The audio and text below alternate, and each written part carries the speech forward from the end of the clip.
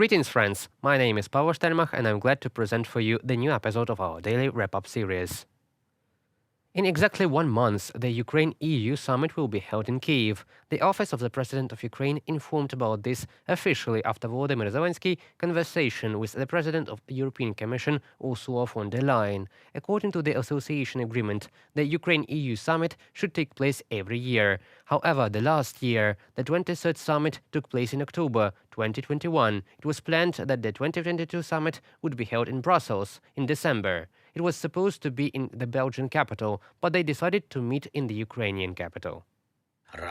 I am glad that the first international conversation in the new year was held with the head of the European Commission.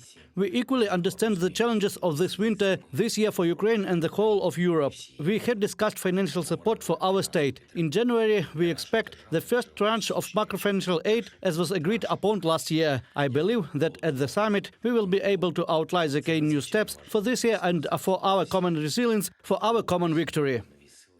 Zelensky and von der Leyen also discussed a project to restore 74 destroyed Ukrainian schools, for which the EU has allocated 100 million euros. The schools hope to be rebuilt by September this year. The head of the state also thanked for the active involvement of the European Commission in the implementation of a number of humanitarian initiatives in Ukraine. They agreed that the first 15 million LED lamps financed by the Euro Commission will arrive in January. Strengthening of the armed forces of Ukraine through the supply of appropriate weapons was also discussed, as well as a program of microfinancial assistance to Ukraine in the amount of 18 billion euros. Zelensky said that it is important for Ukraine to receive the first tranche of this amount of 3 billion euros already in January. We are supporting you through this winter with generators, light bulbs, shelters, school buses, and we continue our strong financial assistance. Soon we'll start disbursing our 18 billion euro support package in monthly tranches. I look forward to meeting you again in Ukraine soon. Ursula von der Leyen on Twitter. I will remind you that last year Ukraine received the status of a candidate country for joining the European Union, while Brussels made 7 recommendations that Kyiv must fulfill in order to get closer to full membership in the EU. All of them relate to issues of domestic politics and justice, in particular the procedure of approving judges of the Constitutional Court and members of the High Council of Justice. Strengthening the fight against corruption and money laundering, introduction of the law on de-oligarchization, the emergence of a new law on mass media, and the completion of a reform of laws on national minorities. As reported on Bankova Street, the President of the European Commission noted the extremely great progress achieved by Ukraine on this path. At the same time, Zelensky emphasized the determination of Ukrainian side to soon complete the relevant work in order to start pre-accession negotiations already this year. Therefore, we are already expecting European partners to visit us, and we are waiting for them to welcome us to their great family. Russia risks becoming ungovernable and descending into chaos. There is growing opposition to President Putin in Russia. Yes, we don't hear their voices much today, but the reasons for this is the increasing totalitarianism in the Federation. What can we say if the Russian Ministry of Defense told about the explosions in occupied Makiivka only the next day, and only because the information spread through social networks?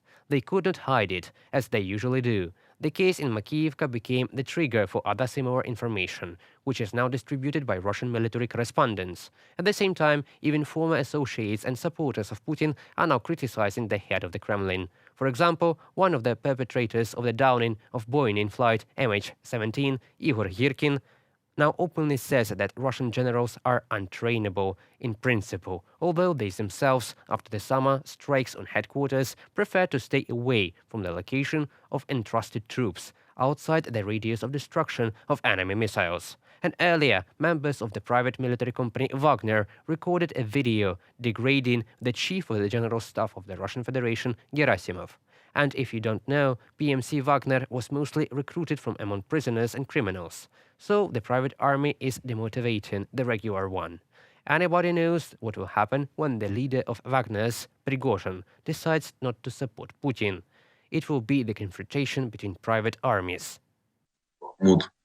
И его взятие в свое время The capture of Bakhmut was planned to be used in internal political alignments and internal political struggles in the Russian leadership. As far as I understand, Prigozhin wanted to use this to strengthen his position, to take the first roles in the political life of our enemy. We can say that the intensity of the fighting around Bakhmut is connected with the use of his position and political influence. It is possible that Prigozhin can influence military decisions, such as the allocation of resources and reserves, both human and equipment and ammunition. And the funniest thing is that when Russia's President Vladimir Putin invaded Ukraine, he set out to grab territory, deprive of its sovereignty, wipe out the very idea of national identity, and turn what remained of it into a failed state. After months of Ukraine's fierce resistance, its statehood and its identity are stronger than ever, and all the sins that Mr. Putin had intended to inflict on Ukraine are afflicting his own country. Mr. Putin's war is turning Russia into a failed state, with uncontrolled borders, private military formations, a fleeing population, moral decay, and the possibility of civil conflict. Consider its borders. Russia's absurd and illegal annexation of 4 regions of Ukraine: Kherson, Donetsk, Luhansk, and Zaporizhia, before it could even establish full control over them, makes it a state with illegitimate territories and a fluid frontier. The annexation will not deter Ukrainian forces, but it will create precedents for Russia's own restive regions, including the North Caucasus republics, which are likely to head for the exit if the central government starts loosening its grip. Another feature of a failing state is a loss of monopoly on the use of physical force. I have told you about the private army of Prigozhin, but there is another force controlled by Ramzan Kadyrov, a Chechen former warlord and now Chechnya's president. Nowadays, even Russia's government security agencies are increasingly serving their own corporate interests. The Russian state is failing in most basic functions of all. Far from protecting the lives of its people, it possesses the biggest threat for them by using them as cannon fodder. In September, officially 300,000 people were mobilized, and there will be a new wave, according to the Russian losses and information from Ukrainian Minister of Defense Oleksiy Reznikov. Many are unlikely to be alive this time next year. Я точно знаю. I know for sure that you have about 1 week when there is at least some choice left. In early January, the Russian authorities will close the borders for men, then declare martial law and begin another wave of mobilization. The borders will also be closed in Belarus. They can tell you that there is some kind of plan B, some kind of secret weapon that victories will soon come again. But their whole plan is to prolong the war, to kill as many people as possible and drive the situation into a dead end. You will be sent to die just for that. Putin cannot win, but he cannot afford to end the conflict either. He may hope that by making so many people collude in his war and subjecting them to more of his poisonous fascist propaganda, he will be able to drag things out. Whether he succeeds or whether the flow of body bags, coupled with the discontent of the elite, results in his downfall will determine how many more people will die and how far Russia falls. However, before Russia loses the war, it will still have time to annoy other countries, except for its closest neighbors. It was not for nothing that the Kremlin financed its agents all over the world. Nowadays, during the war, Moscow will use all its methods, especially in countries where elections are to be held. After all, any election is political instability and therefore can divert attention from Ukraine to internal problems, and therefore it is very important for countries where elections are planned in 2023 to be especially attentive to Russian influences. Major election in 2023 in Poland, Greece, Estonia, Finland, Spain and other countries could bring Eurosceptic and Russia-sympathetic politicians to the fore, while also pushing existing governments in those directions. John Herbst, former United States ambassador to Ukraine. Of course, the most important for Ukraine in this regard will be the elections in Turkey. The policy of this country is of great importance for Europe and especially for Ukraine, because since the beginning of the Russian invasion, Ankara has become an important partner for Kyiv and an intermediary in communication with Moscow. Turkey not only provided Ukraine with Bayraktar drones, but also played an important role as a mediator in the war. In particular, thanks to the efforts of President Recep Tayyip Erdogan, it was possible to free hundreds of Ukrainian prisoners of war and hostages, including the defenders of Mariupol. Also, thanks to Turkish pro-Ukrainian neutrality, it played a key role in concluding an agreement on the export of grain from Ukrainian ports. This year, the president and the parliament will be elected in Turkey, and if Tayyip Erdogan does not yet have strong rivals in the race, and he will most likely win, then things are not so clear with the parliament. According to experts, Erdogan may lose his majority in the parliament, which can provoke large-scale political unrest, especially in the case of intense races, or if the president refuses to accept political defeat. Turkey is our strategic ally. We are grateful to our Turkish partners for their willingness to cooperate in rebuilding the infrastructure destroyed by Russia. The Turkish business has extensive experience in the construction of roads and bridges, in particular the Zaporizhia and Kremenchuk bridges, and has proven itself as a reliable partner. Therefore, we expect that very soon we will come to concrete practical results of joint reconstruction. Alexander Kubrakov, Deputy Prime Minister for Restoration of Ukraine. At the same time, support for the rights is growing in Spain.